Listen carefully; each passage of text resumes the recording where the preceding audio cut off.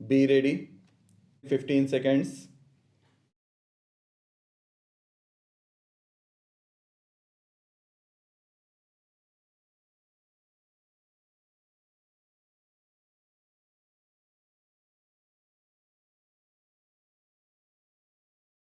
In other words, if the argument of the appellant therein was accepted, it could have resulted in confining the transfer of the raw material from the ship by pipeline to the port area, but it could not be taken to a refinery located outside the port area.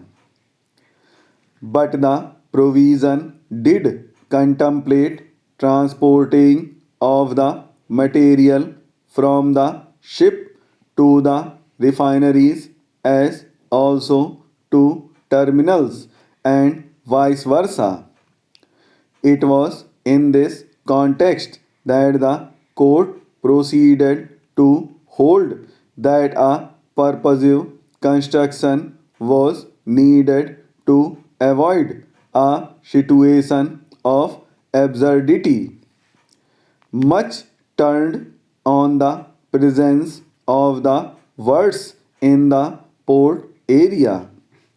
Therefore, keeping in mind the clear object of the notification, which was self evident, the court added the words or through to the words in the port area.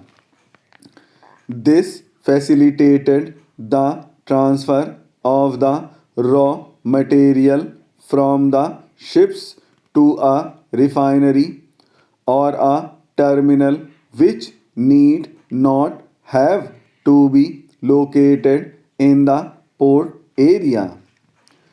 We must understand the decision of this court in the aforesaid context. The rationale and principle appear in opposite to the cases before us.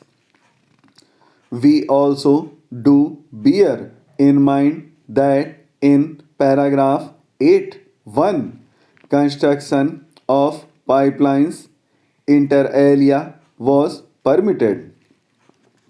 It is thereafter that in paragraph 8.2 under CRZ 2 clause 6 contemplated permitting of storage of non-hazardous cargo such as edible oil, fertilizers and food grain in notified ports. We may broaden our inquiry into the relevant contents of CRZ 3. CRZ 3 of the 2011 notification was divided into Area A, which inter alia dealt with areas up to 200 meters from HTL on the landward side in the case of sea front. The said clause proclaimed further that the said area would be a no development zone. We notice that in CRZ 3rd the NDZ was not to be applicable in such areas within any port limits. Thus, the expression within made its appearance in relation to notified port limits again.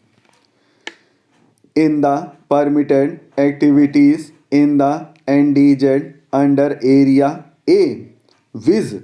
Up to 200 meters as aforesaid, we find clause E, which permitted facilities for receipt and storage of petroleum products and liquefied petroleum gas as specified in Annexure 2.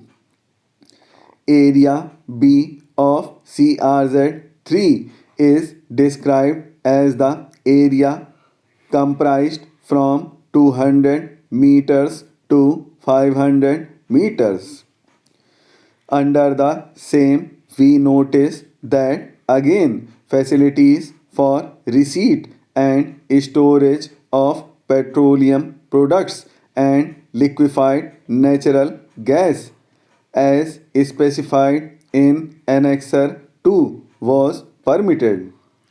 We may bear in mind that the very same activity had also been contemplated in Area A to CRZ 3, viz. The area comprised to 200 meters of the high tide line of the landward area in the case of the sea front. Inter alia. Interestingly, when it comes to storage of non-hazardous cargo such as edible oils, fertilizers and food grain in the notified ports, it was permitted activity in Area B of CRZ 3rd under Clause 4 thereof, that is an area located between 200 meters to 500 meters. It must be noticed that CRZ 3rd had been classified in paragraph 7 essentially as relatively undisturbed area, which did not belong to either CRZ 1 or 2, which included the coastal zone in rural areas, both developed and undeveloped, and also areas within municipal limits or in other legally designated urban areas which are not substantially built up. We have already noticed the classification of CRZ 2 earlier as areas which had been developed up to or close to the shoreline.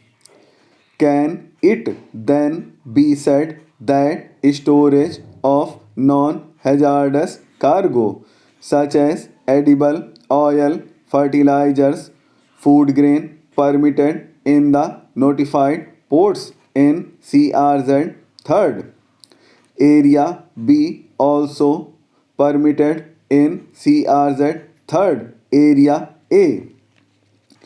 Going by the contents of CRZ 3rd under activities which were permitted in the NDZ, we are unable to find any clause which permitted such storage of non-hazardous cargo, including edible oil inter alia. Therefore, in the NDZ are falling under Area A of CRZ 3rd, it may have been impermissible.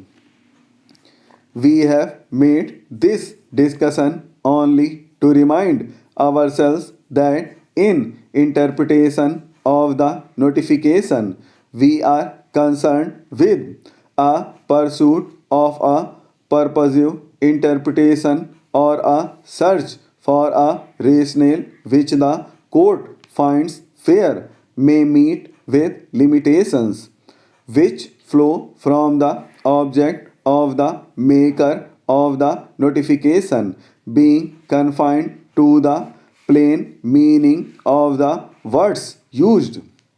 No doubt a situation found in the facts of the case reported in may call for a different approach. Reverting back to the controversy projected from the difference between the words within and in, we may notice the following discussion of the NGT, which is a specialized body consisting of a judicial member and a technical member in a statutory appeal under the Act in Compact Oxford English Dictionary.